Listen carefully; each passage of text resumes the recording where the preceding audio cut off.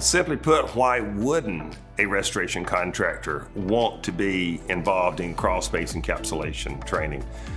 First off, they have a service that they already providing for customers.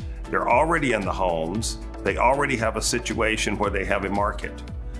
Second off, customers need this service. They have unhealthy environments that they live over that's affecting them every day. And we see these customers.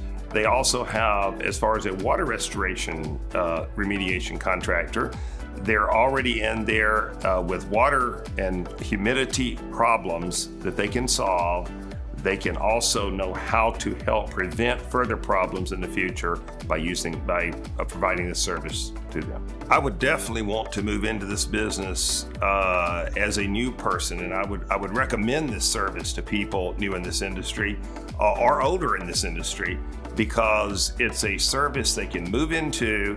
They can do it for a small investment process to start with, and then they can have a return on the funds without a great outlay initially. For the 25 years that I was a restoration contractor owning my own business, I sure wish this would have been available then. Would have been a great service for me to have had as well for my customers.